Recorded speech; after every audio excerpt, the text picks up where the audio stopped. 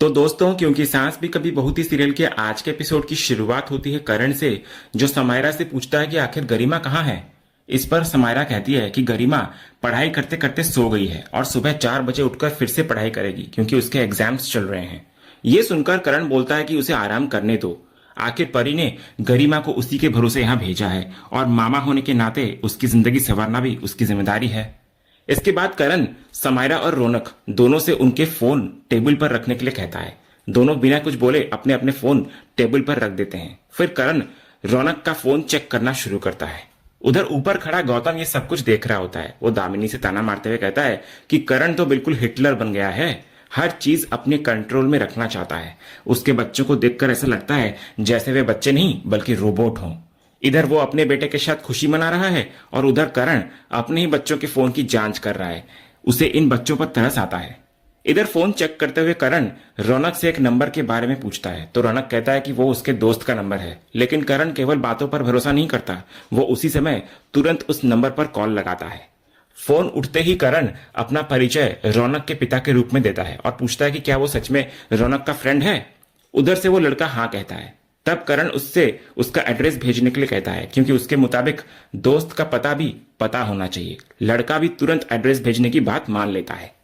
Phone कटने के बाद नंदिनी हैरानी से करण को पूछती है कि आखिर वो ये सब क्यों कर रहा है। इस पर करण समझाता है कि वो सिर्फ अपनी जिम्मेदारी निभा रहा है। उसके बच्चों की सुरक्षा उसकी जिम्मेदारी है, इसलिए वो सिर्फ यह सुनिश्चित करना चाहता है कि सब कुछ ठीक है या नहीं। इतने में ऊपर से गौतम फिर ताना मारता है। वो कहता है कि सब कुछ ठीक है लेकिन करण की सोच ठीक नहीं है। अगर हर दोस्त का पहले वेरिफिकेशन होगा तो उसके बच्चे दोस्त कैसे बना पाएंगे। तभी दामिनी गौतम को चुप रहने के लिए कहती है कि ये उनकी समस्या नहीं है, लेकिन गौतम नहीं रुकता। वो दोबारा करण पर तंज कसते हुए पूछता है कि क्या उसे अपने ही बच्चों पर भरोसा नहीं है। तो इधर करण भी तुरंत जवाब देता है कि इतना भी भरोसा नहीं होना चाहिए कि एक दिन बच्चे परिवार की प्रॉपर्टी को ही होटल बना दें। तो गौतम पलटकर बोलता है कि उन्होंने आखिर गलत क्या किया है। उन्होंने कोई नियम नहीं तोड़ा। शांति निकेतन में कभी ऐसे नियम नहीं थे कि 7 बजे के बाद ये नहीं करना, वो नहीं करना, हर चीज पर रोक टोक हो। उसके मुताबिक ये सब बेकार की बातें हैं। ये सुनकर करण साफ कहता है कि वो रोक टोक जरूर करेगा क्योंकि वो अपनी माँ जैसी गलती नहीं दोहराना चाहता। अगर बच्चों को कंट्रोल में रखना पड़े तो वो रखेगा, क्योंकि जब माँ बाप गलती करते हैं तभी बच्चे रास्ता भटकते हैं। इसलिए उसके बच्चे हमेशा उसकी निगरानी में रहेंगे और कोई भी उसकी पत्नी या बच्चों पर उंगली नहीं उठा पाएगा। लेकिन गौतम उसकी बात समझने से इनकार कर देता है। वो कहता है कि उसे करण की सोच बिल्कुल समझ नहीं आती। तभी दामिनी बीच में आकर गौतम को बोलती है कि अब बहुत हो चुका। इतना बोलकर वो अंदर उसको ले जाती है। इधर नंदिनी भी करण को शांत रहने के लिए समझाती है। माहौल थोड़ा शांत होने के बाद करण रौनक और समायरा से पूछता है कि क्या दोनों ने आइसक्रीम खा ली। तो दोनों हाँ में जवाब देते हैं। इसके बाद करण दोनों से कहता है कि उनके फोन अभी यहीं पर रहेंगे, अब देर हो चुकी है इसलिए जाकर उन्हें सो जाना चाहिए। तो दोनों अपने माँ बाप को गुड नाइट बोलते हैं और अपने कमरे की ओर चले जाते हैं सोने के लिए। इधर बच्चों के जाने के बाद नंदिनी करण से एक जरूरी बात करती है। वो बताती है कि कल माँ रिहा होने वाली है और शायद वो शांति निकेतन आना चाहेंगी। साथ ही उसे पूरा यकीन है कि गौतम भी यही चाहेगा। लेकिन माँ का नाम सुनते ही करण का गुस्सा भड़क जाता है। वो कहता है कि नंदिनी आखिर कितनी बार वही बात दोहराएगी। उसके लिए वो औरत उसकी माँ नहीं है और अगर गौतम चाहता भी है तो उससे कोई फर्क नहीं पड़ता। वो साफ कहता है कि अगर वो यहाँ आई भी तो उसे इस घर में कदम तक नहीं रखने देगा। वो उन्हें क्या पता होता है कि पास ही सफाई कर रही तुलसी ये पूरी बातचीत सुन रही होती है। इधर करण आगे गुस्से में कहता है कि वो अपने बच्चों पर उस औरत का मनुष्य साया तक पड़ने नहीं देगा। उसके लिए उस औरत की इस घर में कोई जगह नहीं है और वो यहाँ कभी नहीं आएगी। इतना कहकर करण वहां से जाने लगता है, लेकिन तभी उसकी नजर सफाई कर रही तुलसी पर पड़ती है। हालांकि तुलसी ने मास्क और हेयर नेट पहन रखा होता है, इसलिए उसका चेहरा साफ दिखाई नहीं देता। जैसे ही तुलसी को इधर एहसास होता है कि करण उसकी तरफ देख रहा है, वो तुरंत अपना चेहरा दूसरी ओर घुमा लेती है। फिर बिना एक पल रुके जल्दी जल्दी अपना सफाई का सामान समेटती है और वहां से अंदर चली जाती है। करण कुछ देर तक उसको जाते हुए जरूर देखता रहता है, लेकिन कुछ कहता नहीं। ऐसा लगता है कि वो अभी भी तुलसी को पहचान नहीं पाया। उधर तुलसी अपना सारा काम खत्म करके वहां से निकलने ही वाली होती है कि तभी पीछे से महाराज जी उसको आवाज लगाते हैं कि रुकिए बहन जी। लेकिन तुलसी बिना पीछे मुड़े तेजी से वहां से चली जाती है। दरअसल जल्दबाजी में वो अपना बटवा भूल गई होती है, जो अब महाराज जी के हाथ लग जाता है। इधर नियति अपने किसी दोस्त से फोन पर बात कर रही होती है। वो कहती है कि जो कुछ हुआ वो बिल्कुल ठीक नहीं था। जश्न मनाना अपनी जगह सही है, लेकिन आधी रात तक इतना तेज म्यूजिक बजाना गलत है। वो ये भी कहती है कि गौतम को समझाना सबसे मुश्किल काम है। उसमें ना तो बेसिक समझ है और ना ही इतनी परिपक्वता कि अपनी खुशी मनाते समय दूसरों का भी ख्याल रखा जाए। आखिर किसी के पढ़ने का समय होता है तो किसी के सोने का। तभी वहां दामिनी पहुंच जाती है और नियति की पूरी बात सुन लेती है। वो गुस्से से पूछती है कि आखिर वो किसके बारे में ऐसी बातें कर रही है। तो दामिनी को सामने देखकर नियति तुरंत फोन काट देती है और अनजान बनते हुए पूछती है कि उन्होंने कुछ कहा क्या। तो दामिनी तमतमाते हुए कहती है कि अब वही उससे सवाल पूछेगी।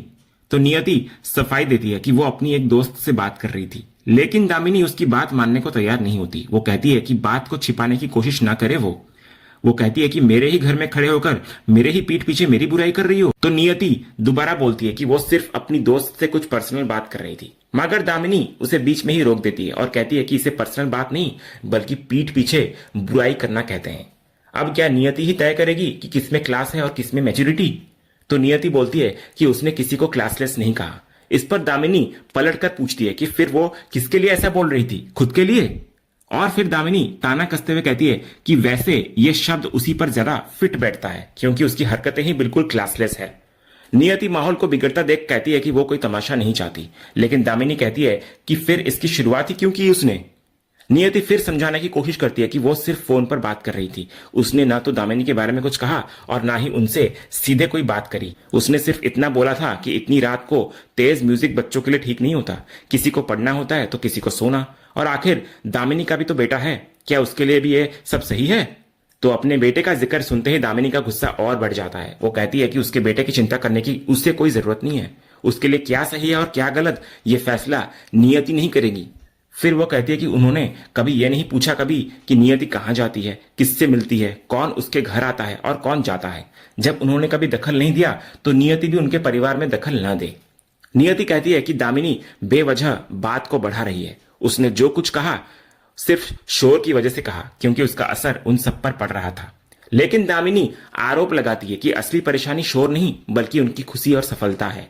उसके मुताबिक नियति उनसे जलती है और उनकी कामयाबी देखकर उसे तकलीफ होती है। नियति इस पर साफ कहती है कि उसे उनकी सफलता से कोई फर्क नहीं पड़ता, लेकिन दामिनी उसकी आवाज का हवाला देते हुए कहती है कि उसकी बातों से साफ पता चलता है कि वो खुद को उनसे बेहतर साबित करना चाहती है। नियति हैरान होकर पूछती है कि उसने ऐसा कब कहा। तो दामिनी कहती है कि कुछ बातें कहने की जरूरत नहीं होती, इंसान के व्यवहार से सब समझ में आ जाता है। नियति फिर अपनी बात को दोहराती है कि उसने सिर्फ इतना बोला था कि बच्चों के बारे में भी सोचना चाहिए। बड़े जैसा माहौल बनाएंगे बच्चे भी वही देखकर सीखेंगे, इसलिए घर का माहौल बहुत मायने रखता है। तो बस यही बात सुनकर दामिनी अपना आपा खो बैठती है। वो गुस्से में कहती है कि आखिर उसकी हिम्मत कैसे हुई उसकी परवरिश पर सवाल उठाने की।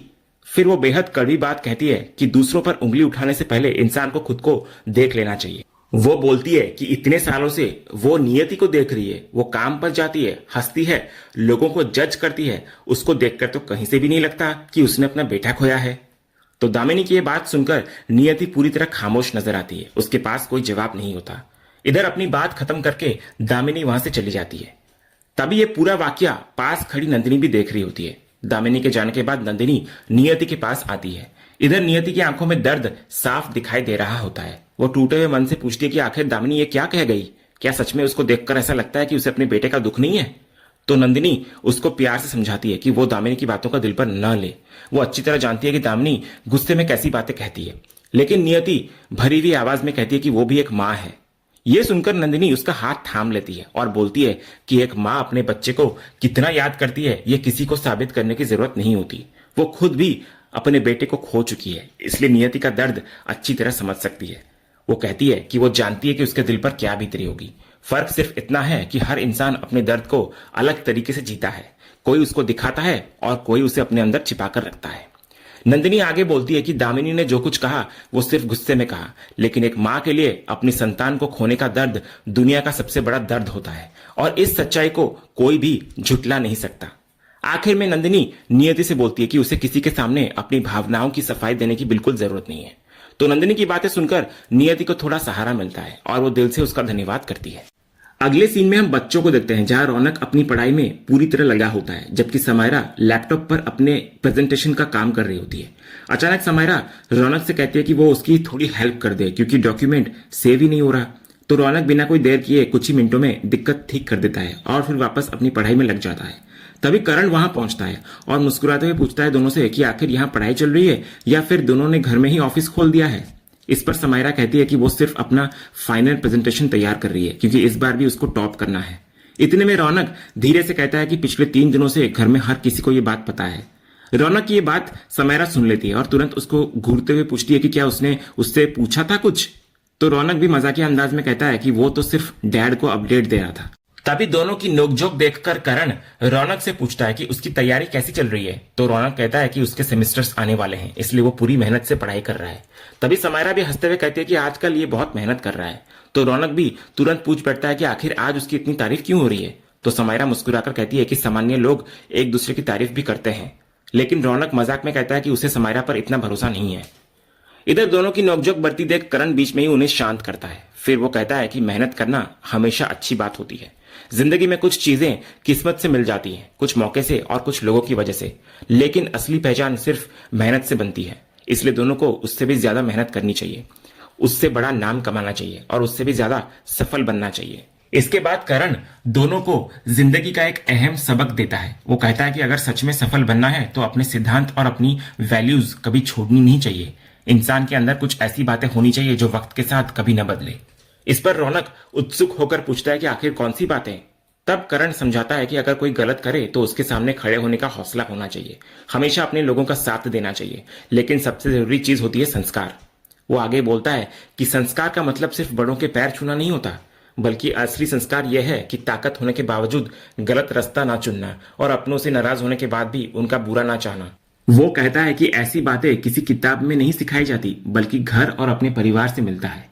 इतना कहते कहते करण अचानक रुक जाता है। उसके होठों पर अपनी माँ का जिक्र आते आते रह जाता है कि माँ भी सिखाती है, लेकिन एक पल के लिए वो खामोश हो जाता है। फिर तुरंत बात को बदल देता है और बच्चों से कहता है कि वे दोनों अपना काम जारी रखें।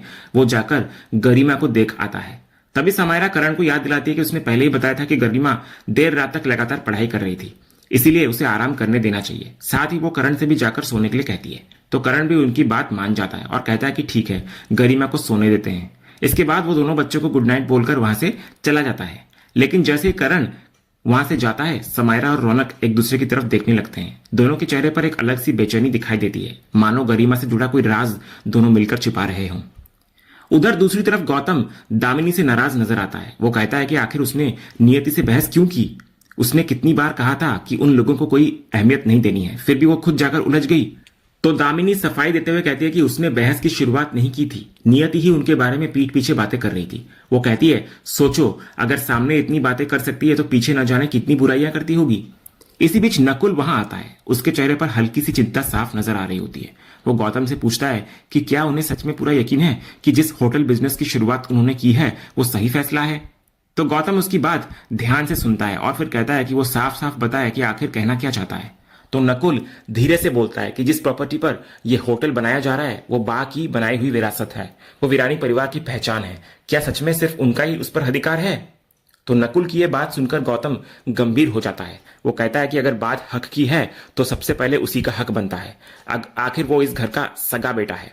उसने अपनी जिंदगी में बहुत कुछ ऐसा देखा है जिसके बारे में शायद नकुल जानता तक नहीं। वो कहता है कि कभी ये पूरा घर उसका हुआ करता था, सबसे पहला अधिकार उसी का था, लेकिन आज सब कुछ करण के पास है।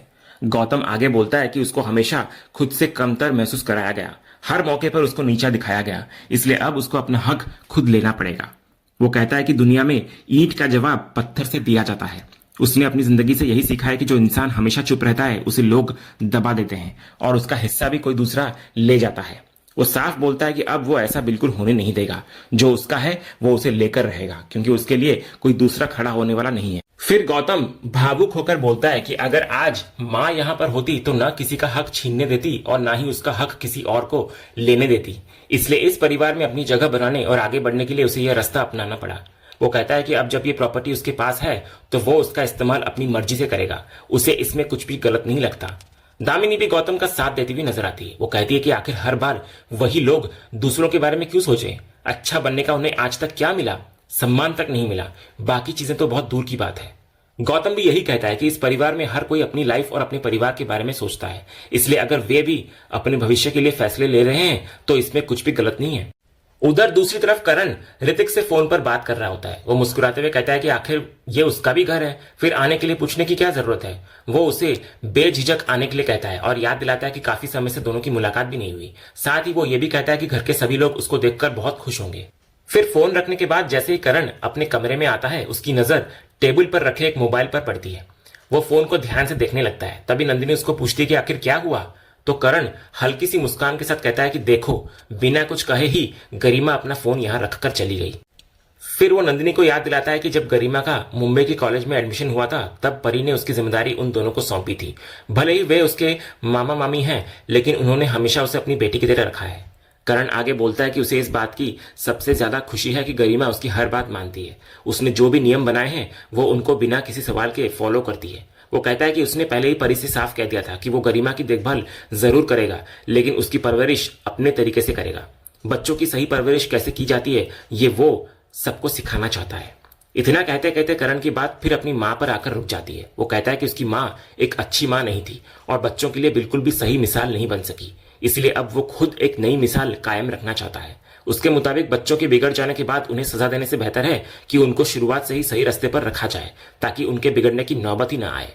इसलिए बच्चों को हमेशा सही दिशा और अनुशासन में रखना जरूरी है। करण फिर गर्व से बोलता है कि उसके अपने बच्चे तो उसकी हर बात मानते ही हैं, लेकिन गरिमा भी बिल्कुल वैसी ही है। आज की पीढ़ी की होने के बावजूद उसमें एक भी गलत आदत नहीं है। वो बेहद संस्कारी है और करण मानता है कि ये सब उसकी परवरिश का ही नतीजा है। उधर दूसरी तरफ तुलसी रास्ते से गुजर रही होती है। तभी अचानक उसे एक लड़की की घबराई हुई आवाज सुनाई देती है। वो देखती है कि एक लड़का जबरदस्ती उस लड़की का हाथ पकड़े हुए होता है और लड़की बार बार खुद को छुड़ाने की कोशिश कर रही होती है। वो लगातार उससे बोल रही होती है कि उसे छोड़ दे और जाने दे, लेकिन लड़का उसकी एक नहीं सुनता। ये लड़की और कोई नहीं बल्कि गरिमा होती है। तो इधर उस लड़की को मुसीबत में देखकर तुलसी बिना एक पल गवाए वहां पहुंच जाती है। दरअसल वो गरिमा को पहचानती नहीं। वो तुरंत लड़के के चंगुल से गरिमा का हाथ छुड़ाती है और सख्त लहजे में उसको चेतावनी देती है कि तुरंत उसका हाथ छोड़ दे, नहीं तो वो पुलिस बुला लेगी। तभी तुलसी की बात सुनकर वो लड़का उल्टा उसी से पूछता है कि आखिर वो है कौन। लेकिन तभी गरिमा भी आगे आती है और तुलसी को कहती है कि आखिर वो कौन होती है बीच में आने वाली। वो उसको क्रेजी वुमेन कहती है और साफ करती है कि वो लड़का उसका बॉयफ्रेंड है। फिर वो बोलती है कि अगर पुलिस बुलानी है तो बुला ले, लेकिन अब वो यहां से चली जाए। तो गरिमा की ये बात सुनकर तुलसी एक पल के लिए हैरान नजर आती है। फिर वो दोनों से माफी मांगती है और वहां से चुपचाप चली आती है। थोड़ी दूर आने के बाद तुलसी खुद से बोलती है कि शायद हर किसी को उसकी हेल्प की जरूरत नहीं होती। हर बार किसी की जिंदगी में दखल देना सही नहीं होता। और इसी भावुक और चौंकाने वाले मोड़ के साथ आज का ये एपिसोड यहीं पर खत्म होता है। तो दोस्तों, आज के एपिसोड पर आपकी क्या राय है? क्या आपको लगता है कि आने वाले एपिसोड्स में कहानी और भी दिलचस्प मोड़ लेने वाली है? अपनी राय हमें कमेंट करके जरूर बताएं। अगर आप क्योंकि सांस भी कभी बहुत की हर नई अपडेट सबसे पहले देखना चाहते हैं तो हमारे चैनल को सब्सक्राइब करें और बेल आइकन को भी जरूर ऑन कर लें, ताकि आने वाले कोई भी वीडियो आपसे मिस ना हो। फिलहाल आज के लिए बस इतना ही। हम फिर मिलेंगे अगले एपिसोड की एक और शानदार अपडेट के साथ। तब तक के लिए धन्यवाद।